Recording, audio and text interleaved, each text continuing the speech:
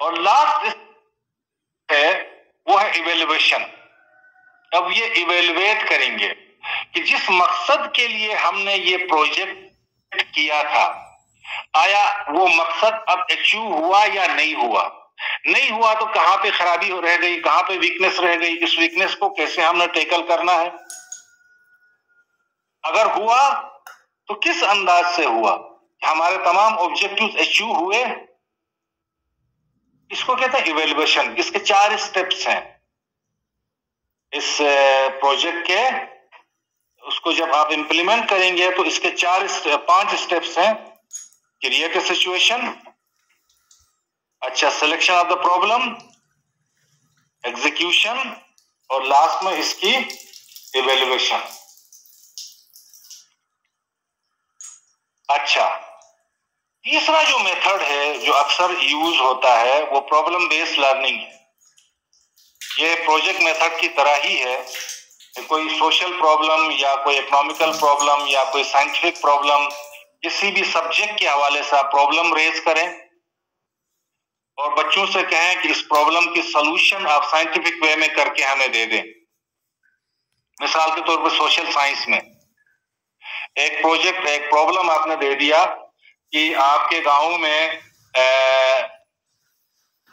बहुत सारा पानी ऐसा है कि जिसको आप इस्तेमाल नहीं कर सकते हैं, पानी गंदा हो रहा है। ठीक है, इस पानी को कैसे साफ किया जाए। एक टास्क आपने बच्चों को दे दिया। एक प्रॉब्लम यह है कि पानी गंदा है, उस गंदे पानी को कैसे आप साफ करेंगे। बच्चों ने इस प्रोजेक्ट को ले लिया, लेके जहां पे ये पानी गंदा हो रहा है वहां पे लोगों को इन्होंने अवेयरनेस दे दी। ठीक है, फ्रिक्वेंट इंटरेक्शन किए लोगों के साथ, कम्युनिटी के साथ, उनको आगाह किया कि आपके पास इतना कीमती एक असासा है, इस असासे को आप जाया कर रहे हैं। अगर ये जाया नहीं होगा, ये साफ सुथरा रहेगा तो इसके क्या फायदे होंगे। ठीक है, फिर आप जाके पुलिस के साथ भी आपने इंटरेक्शन रखी, उनसे भी कहा कि फला फला जो लॉ को वायलेट कर रहा है उसको आप पनिश करें। इस तरह से ये एक आपने प्रॉब्लम दे दिया, उस प्रॉब्लम को बच्चों ने जाके सोल्व किया। इसी तरह आप मैथ्स में दे सकते हैं, सोशल साइंस में दे सकते हैं, नेचुरल साइंस में दे सकते हैं, इस्लामिक स्टडीज में दे सकते हैं। ठीक है, आपने एक प्रॉब्लम दे दिया बच्चों को और बच्चों से कहा कि इस प्रॉब्लम को आप सोल्व करें। चौथा एक मेथड है जिसे हम कहते हैं कि लेक्चर मेथड। जो अक्सर लेक्चर मेथड वे जिसको ट्रांसमिशन कहते हैं कि टीचर उस टॉपिक को, जो टॉपिक वो पढ़ाना चाह रहा है, पढ़ाने जा रहा है, उस पर खुद पहले तैयारी करता है, तैयारी करने के बाद क्लास में जाता है और ओरली डिस्कस करता है उस टॉपिक को। इसके कुछ फायदे हैं, कुछ नुकसानात हैं। लेक्चर मेथड हाई लेवल की यूनिवर्सिटी और कॉलेज की क्लासेस में ये फ्रूटफुल समझा जाता है। उसमें ज्यादा लोगों को अगर कम टाइम में डेटा पहुंचाना हो तो वहां पे लेक्चर मेथड एक जबरदस्त फीजिबल मेथड है। लेकिन ये लेक्चर मेथड आप यंग लर्नर्स के लिए इस्तेमाल नहीं कर सकते हैं। यंग लर्नर्स को जब तक आप फिजिकली इन्वॉल्व नहीं करेंगे, वो उनके अंदर इंटरेस्ट पैदा नहीं होता है। ठीक है, इसके कुछ अपने नुकसानात हैं, कुछ फायदे भी हैं। एक दूसरा लेक्चर है जिसको इंटरेक्टिव लेक्चर मेथड कहते हैं। इस लेक्चर मेथड में आपको बीच बीच में ब्रेक लेना पड़ता है, यानी बहुत सारे ब्रेक्स आपको लेने पड़ते हैं। एक छोटे टॉपिक को आपने डिस्कस किया, लेक्चर दिया, उस पर आपने वर्बली अपने आइडियाज आपने शेयर किए, फिर आपको ब्रेक लेना पड़ेगा। फिर उसके ऊपर बच्चों को आपने इन्वॉल्व करना होगा डिस्कशन में। ठीक है, वो डिस्कस करेंगे उस टॉपिक को, फिर उसके बाद अगले टॉपिक पे आप लेक्चर देंगे, फिर वहां पे फिर एक ब्रेक लेना होगा, फिर बच्चे वहां पे डिस्कस कर लेंगे, आपसे क्वेश्चन करेंगे, आपस में आइडियाज शेयर करेंगे। इसे कहते हैं इंटरेक्टिव लेक्चर। तो मेरे ख्याल में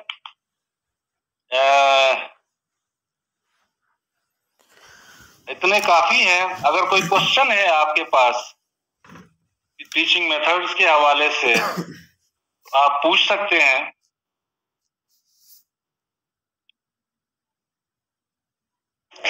सर जी यासिर पूछिएगा, सवाल पूछिए पहले, 1 by 1। अच्छा सर, ये प्रोजेक्ट मेथड में सर सिचुएशन क्रिएट और सिलेक्शन ऑफ प्रॉब्लम, ये थोड़ी समझ में नहीं आया sir. Creation of situation create का मतलब ये है कि आप कोई भी एक सब्जेक्ट ले लें, उसमें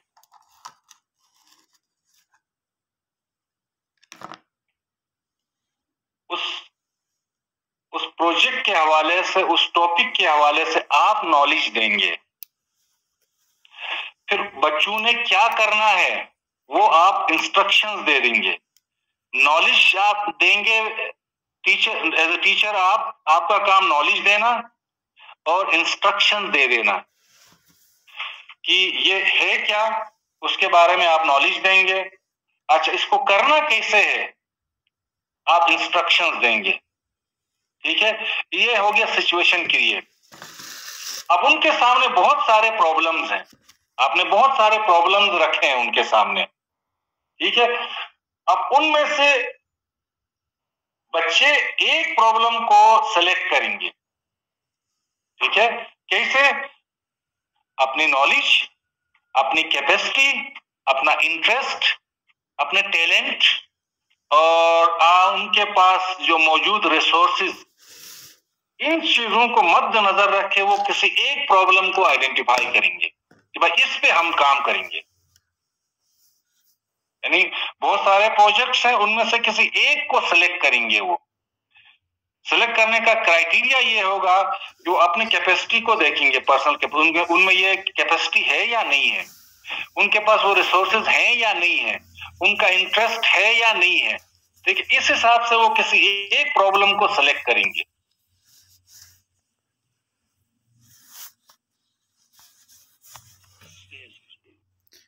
हेलो जी जी सर, आवाज आ रही है। अच्छा, मेरे ख्याल में जवाब मिल गया सर यासिर को। नेक्स्ट क्वेश्चन हिरा का। Yes sir.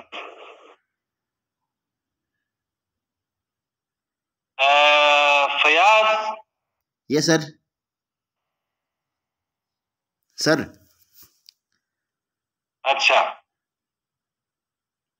और किसी का कोई टीचिंग, देखिए टीचिंग मेथड बहुत ज्यादा है, हर एक को हम डिस्कस नहीं कर सकते हैं, लेकिन कुछ चीजें मैं आपको बता दूंगा।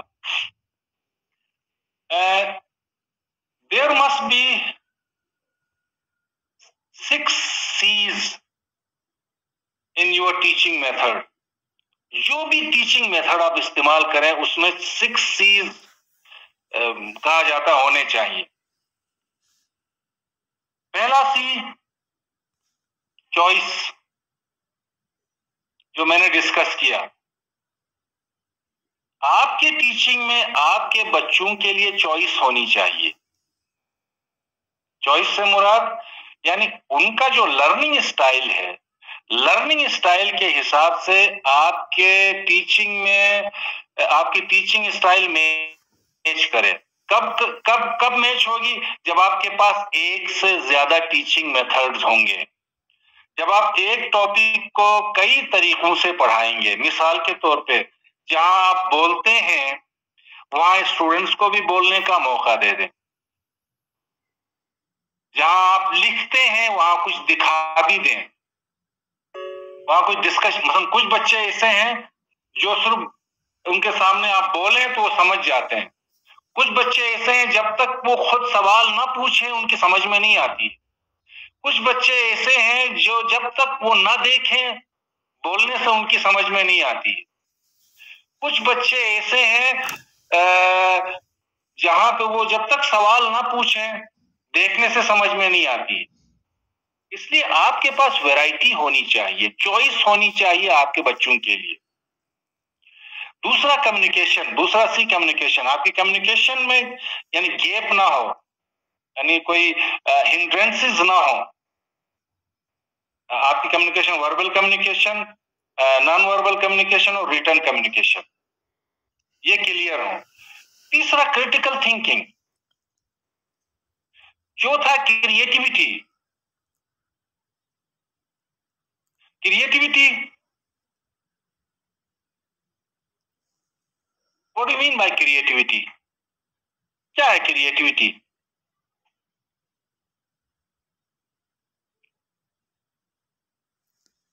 हेलो,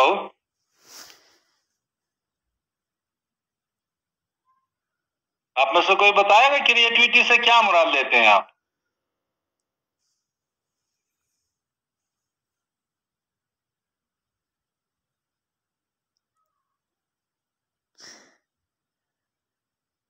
हेलो, ये सर नई चीजों को तख्लीक करना सर।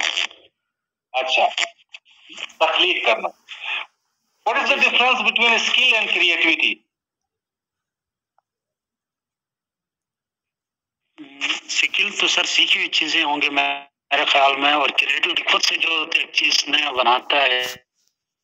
हाँ, खुद लफ्ज नया, लफ्ज नया is creativity. I think sir, ठीक है, लफ्ज नया इज क्रिएटिविटी, यूनिक, न्यू, ठीक है, दैट इज क्रिएटिविटी। मसलन दूसरों के बनाए हुए रास्ते पे चलना स्किल है, नया रास्ता वजूद में ले आना, दैट इज क्रिएटिविटी। मिसाल के तौर पे एक शेफ है, एक कुक है। एक कुक की सैलरी 10,000 है, 20,000 है, 30,000 है, लेकिन वही काम एक शेफ भी करता है, वो लाखों में लेता है। कुक का काम स्किल है, शेफ का काम क्रिएटिविटी है। एक नई चीज तख्लीक करता है वो, जो इससे पहले किसी ने नहीं की थी। उस नई की तख्लीक को कहते हैं क्रिएटिविटी। ठीक है, और ये क्रिएटिविटी कब डेवलप होगी? आप बच्चों की क्रिएटिविटी कैसे डेवलप करवा सकते हैं क्लास में?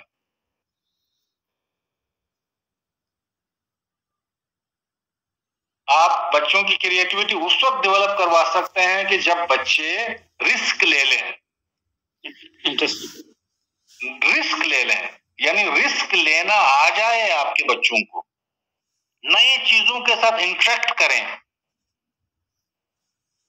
खुद से कोशिश करें। मतलब मैथ का एक क्वेश्चन आपने सोल्व किया है, उसी क्वेश्चन को एज इट इज अपने नोटबुक में नोट करके लाना क्रिएटिविटी नहीं है। आपने एक तरह से हल किया है, एक नए तरीके से वो सोल्व करने की कोशिश करके आता है, दैट इज क्रिएटिविटी। हमें ये इनकरेज करना चाहिए। ठीक है, एक नए तरीके से वो कैसे सोच के आता है, दैट इज क्रिएटिविटी। यानी आपकी टीचिंग में क्रिएटिविटी होनी चाहिए। फिफ्थ, आपकी टीचिंग में कोलैबोरेशन होनी चाहिए, यानी इंडिविजुअल कोशिश ना करें, आप कोलैबोरेटिव वर्क दे दें। यानी तमाम बच्चे अपने अपने अपने अपने अंडरस्टैंडिंग को आपस में शेयर करें। कंपटीशन ना हो बल्कि कोलैबोरेशन हो, इंडिविजुअल कंपटीशन नहीं बल्कि कोलैबोरेशन हो।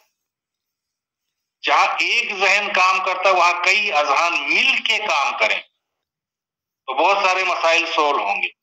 आपकी टीचिंग में कोलैबोरेशन हो, आप इंडिविजुअल को ना करें बल्कि कलेक्टिव, आप उनके उनके उनके उनके आइडियाज को, उनके एफर्ट्स को आप कोलैबोरेट करें। लास्ट है केयर।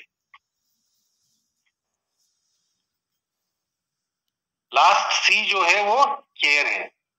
टीचर को केयरिंग होना चाहिए। केयरिंग किस सेंस में? उसकी सेल्फ एस्टीम, बच्चे के इंटरेस्ट, बच्चे की लर्निंग डिफिकल्टीज, बच्चे के प्रॉब्लम्स, बच्चे के दीगर इश्यूज के हवाले से उस टीचर को बाखबर रहना चाहिए।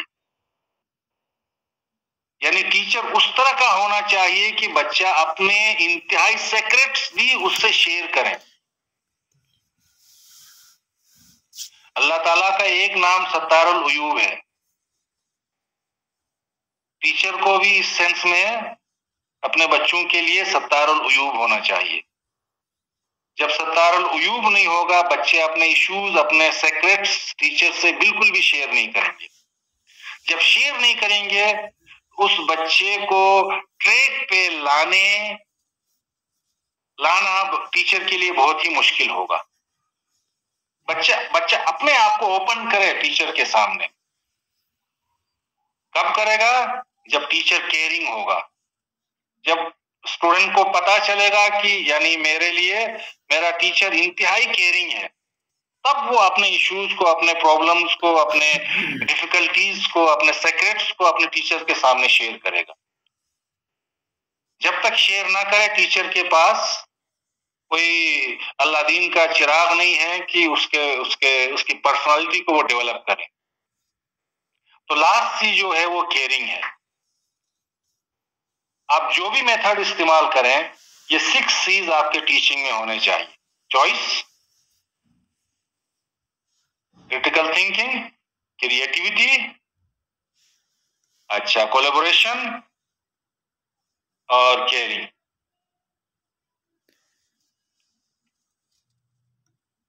Any question?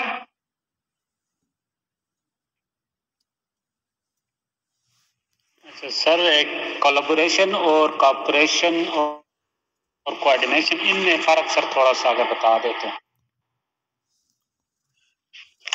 कोलैबोरेशन और कोऑर्डिनेशन सर सेम है और कोऑर्डिनेशन सर सेम है।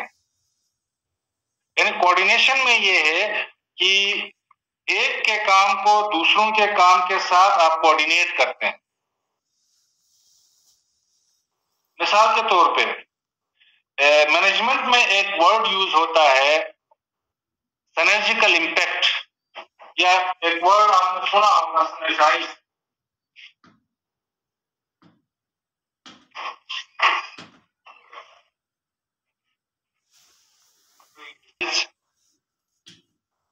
या सिनर्जिकल impact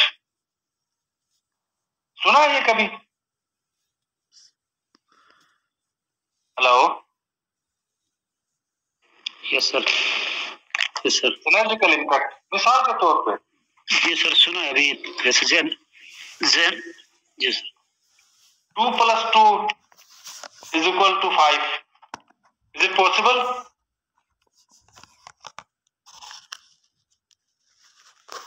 No, sir. Sometime yes.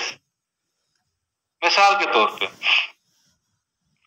एक दर्जी है, जो टेलर है, जो अकेला काम करता है और दिन में 2 जोड़े कपड़े सीता है। कटिंग भी खुद करता है, सिलाई भी खुद करता है और प्रेसिंग भी खुद करता है। 2 जोड़े कपड़े तैयार करता है। एक दूसरा टेलर है एक दूसरी दुकान है टेलर की, जिसमें 2 काम करते हैं, 2 दर्जी मिलके काम करते हैं। ठीक है, सेम लेवल की उनमें स्किल है, स्किल सेम लेवल की है। वो दिन में 5 जोड़े कपड़े तैयार करते हैं। अगर सेम लेवल की स्किल है तो 4 जोड़े कपड़े तैयार होने चाहिए, 2 + 2 = 4, लेकिन ये 5 जोड़े तैयार करते हैं। एक कटिंग करता है, दूसरा सिलाई करता है।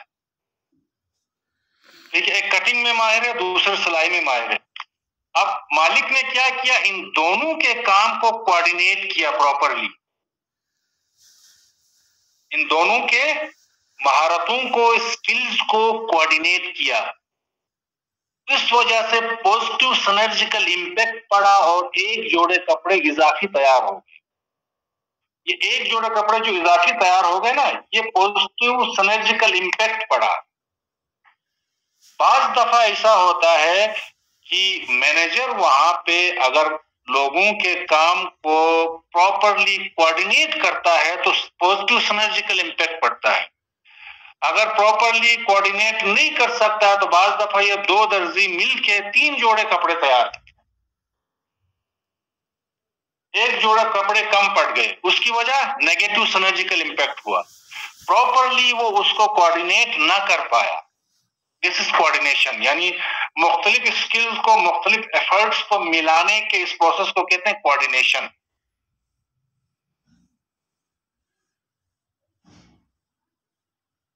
Hello, is it clear? Sir आवाज जी। तो चले, टाइम भी काफी हो गया, मेरे ख्याल में 1.5 घंटा तक ये क्लास चली। अगर फिर भी कोई इशू हो तो आप मुझे व्हाट्सएप कर सकते हैं, ठीक है? ठीक है सर, थैंक यू सर, बहुत डिटेल से आपने चीजें। ये मेरा जी सर, व्हाट्सएप नंबर इनको दे दें, ठीक है? इनको कोई इशू हो तो फिर वो इंडिविजुअली भी ये मुझसे कांटेक्ट कर सकते हैं।